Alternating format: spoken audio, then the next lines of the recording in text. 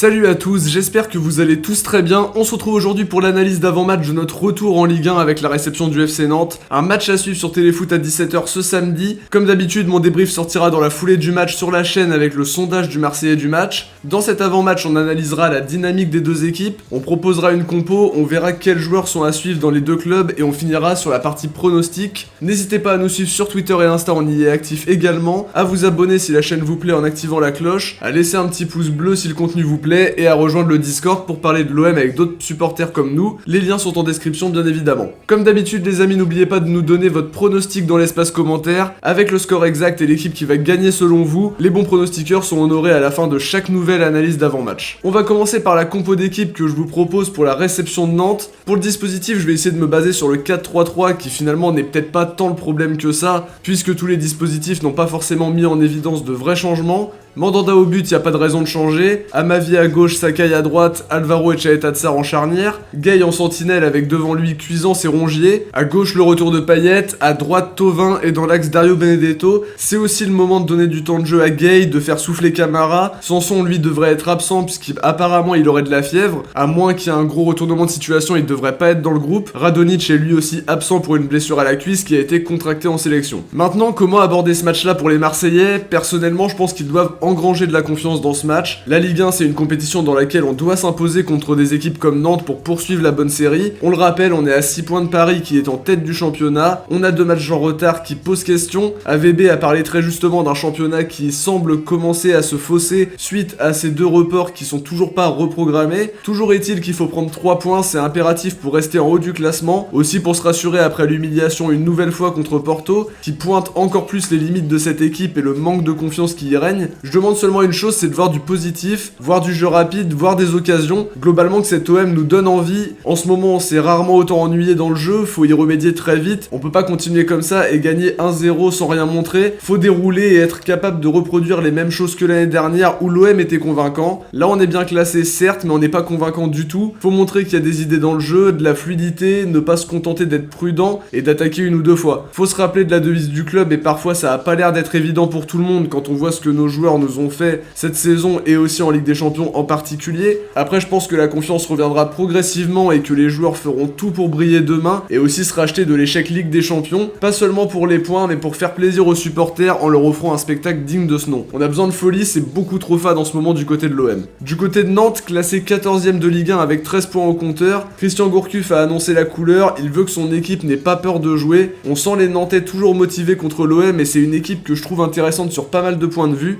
Déjà la charnière Giroto-Palois est une défense qui fonctionne pas mal. La saison dernière c'était encore meilleur mais c'est quand même du solide. L'équipe est bien organisée que ce soit offensivement ou défensivement. Le classement est pas forcément hyper représentatif puisqu'il y a des grands motifs de satisfaction dans cet effectif. Lafont au but par exemple, Louza et Blas qui sont sur les côtés et qui sont très intéressants. Le jeune Kolo Muani aussi qui joue avec les espoirs français et qui a été très bon au dernier match contre Lens pour ce match nul 1 partout. Korchia qui vient apporter son expérience. Il y a des joueurs qui ont du talent et qui peuvent grâce à l'organisation que Gourcuff met en place, justement montrer ce talent et le mettre au service du collectif. Moses Simon sera de retour pour ce match, Kader Bamba, Marcus Coco, Abdoulaye Touré sont des joueurs aussi qui peuvent poser de gros problèmes à l'OM. Concernant le dispositif, on peut s'attendre à un 4-2-3-1 ou même à un 4-4-2 que Gourcuff a mis en place contre Lens en relançant Renaud Aymon qui a un peu moins de temps de jeu cette saison. En termes de résultats sur les 4 derniers matchs, Nantes reste sur une défaite 3-0 contre le Paris Saint-Germain bien évidemment, mais c'est pas le même championnat non plus entre les deux équipes. Ensuite par une victoire 2-0 à Lorient justement à l'extérieur, puis la réception de Metz 1 partout, et enfin le dernier match Lens-Nantes qui s'est terminé sur un score de 1 partout. On sent que c'est une équipe qui commence à revenir un peu mieux, et honnêtement je pense que vraiment va falloir se méfier de cette équipe, même si on est censé quand même devoir gagner sans trop de soucis. Ça ne sera pas pourtant si facile que ça en pratique à mon avis. Le joueur à suivre du côté marseillais sera selon moi Dimitri Payet qui est entré avec de bonnes intentions contre Porto en apportant cette envie de jouer, cette envie de donner de bons ballons. Je pense qu'il aura à cœur de revenir à son meilleur niveau puisqu'on l'a lu dans les médias, il a pris conscience que sa condition physique n'était pas adaptée pour le haut niveau. D'après ce qu'on a pu lire, il est déterminé à retrouver sa place puisqu'il a souvent été mis sur le banc par Villas-Boas et il a aussi envie de retrouver son réel niveau. Le match contre Nantes peut lui permettre d'engranger de la confiance, d'engranger aussi des statistiques et peut-être de servir Benedetto un un peu plus régulièrement pour qu'on marque de plus en plus de buts.